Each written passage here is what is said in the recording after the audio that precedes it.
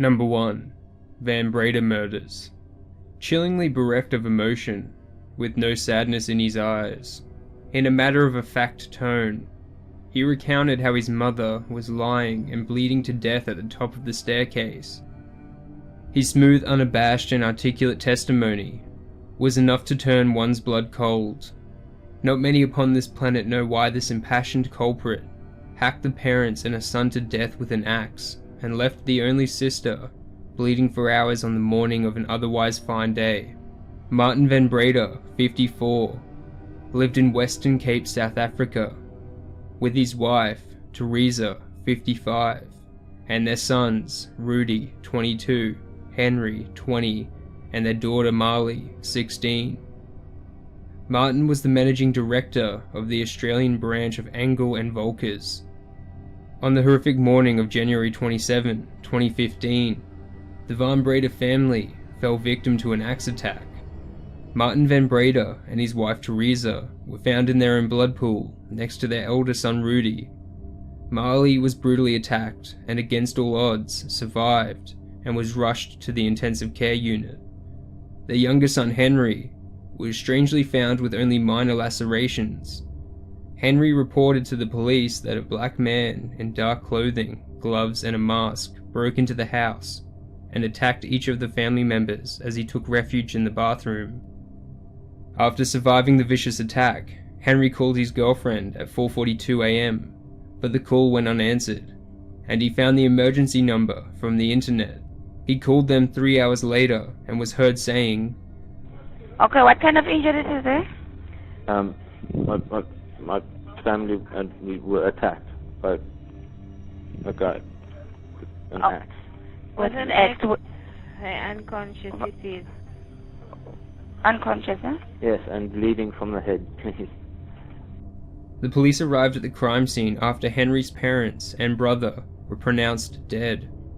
The initial investigations revealed that the murder weapon came from the Van Breda household. The axe and knife were recovered from the scene.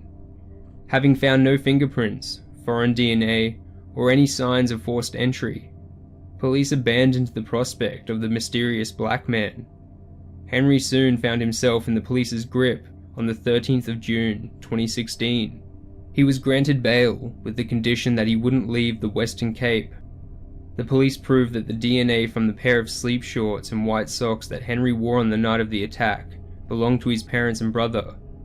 The police accused him of tampering with their crime scene, inflicting self-injuries, and supplying false information to mislead the true identity of the murderer.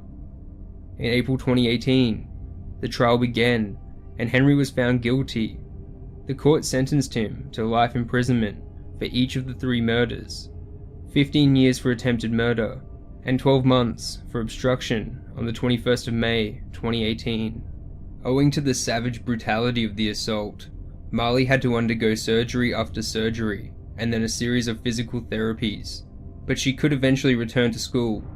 She was diagnosed with retrograde amnesia, meaning she couldn't recall what had happened that night and couldn't testify against her brother. While the exact motives are still unknown, the police still believe money is the possible motivation. Some experts do raise the possibility that Henry is both a psychopath and substance abuser. There are also speculations that the family kept a distance due to his drug habits, turning him violent. The drug story has more takers, as he and his girlfriend were arrested during his bail. Henry's drug dealer too testified against him, stating he was a regular. Number 2. Tyree Lincoln Smith. Tyree Lincoln Smith insisted that strange voices ordered him to kill and consume a harmless homeless man. It proved fatal to the otherwise calm life of Angel Gonzalez. 43-year-old Angel Gonzalez lived in Bridgeport. He was a popular member of the community. In December 2011, Angel found Tyree Lincoln Smith, once a model, an amateur rider, and a father of one, sleeping on the couch of an abandoned Brook Street's apartment building where Angel once lived. Little did he know that the meeting was about to end his life. Out of kindness, Angel woke Tyree up and invited him out of the cold. What followed is something that draws strange chills through our nerves. Angel opened the building. Once inside, Tyree, as he claimed, heard a voice. "This is your blood." Tyree instantaneously attacked Angel with an axe and hacked him to death. Tyree then took out an eyeball and a portion of his brain. He carried the rest of the mutilated body to Lakeview Cemetery. Here, Tyree ate Angel's organs. A month later, on January 20th, 2012, Angel's body was found by the inspector for a mortgage company in a vacant third-floor apartment of the building, half burned and decomposed. Tyree discussed the details of the murder to his cousin. He affirmed that he had a sexual lust for blood, and confessed that the rush he felt while hacking Gonzalez and consuming pieces of his body was unlike anything he had ever experienced before. The next day, Tyree's mother, Cheryl Smith, rang the police. She described the details of the murder that Tyree had confessed to his cousin, Nicole Rabb. Police started investigating according to the address Cheryl gave them, but failed to find Tyree. She later informed police that Rabb told her cousin that he needed to go to the hospital. Here, in Lynn Haven, Tyree was finally taken into custody by the SWAT team. On September 11th, 2013, a 3-judge panel found Tyree not guilty, as he had not committed the murder per se because of his mental issues, but was committed to a high-security psychiatric hospital for 60 years. "There have been 2 tragedies in this case," said Bruckman, who, with Lindsay Colvin, represented Smith during the 3-day trial. "The first was the senseless death of Mr. Gonzalez, and the second is that Tyree Smith has been a tortured soul for many years. He's been tortured by voices for decades, and now that he is properly medicated, he is horrified he caused Mr. Gonzalez's death."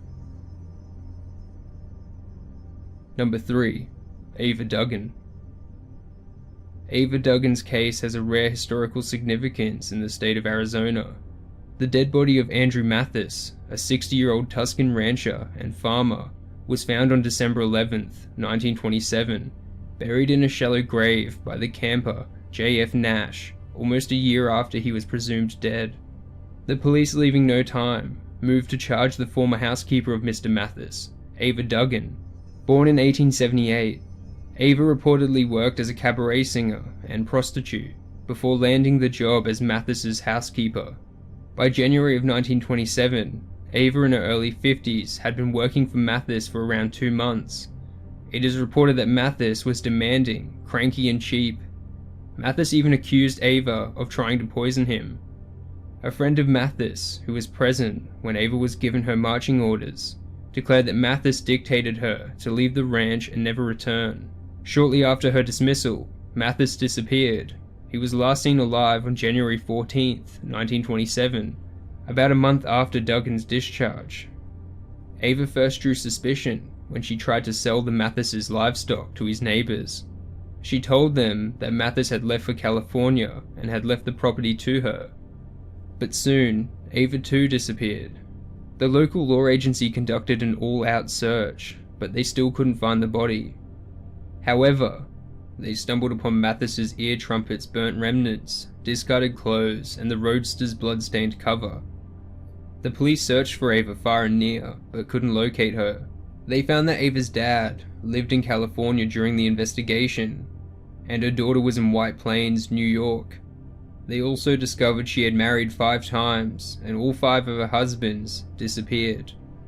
It was tracked down that she sold the coupe for $600 in Kansas City, Missouri.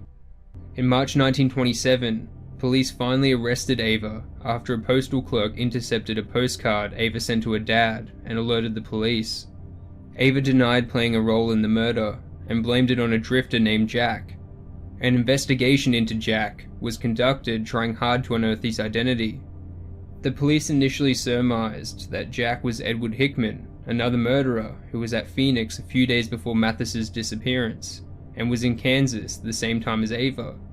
But it was later found Mrs. Duggan employed the Jack to drive the car. Ava was convicted of first-degree murder and auto theft charges. At 5 a.m. on February 21st, 1930, she was hanged after a plea for clemency on mental illness grounds was denied. As per reliable accounts, Duggan stayed calm even as she was mounting the gallows. She whispered to guards, "Don't hold my arms so tight, the people will think I'm afraid." She was the first woman in the state of Arizona to be executed. It was the first time the state allowed women to witness the execution as well. In a brutal irony, the execution culminated in decapitation, and the bizarre scene prompted 5 of the witnesses to faint. It forced the state to replace death by hanging with the lethal gas chamber as the execution method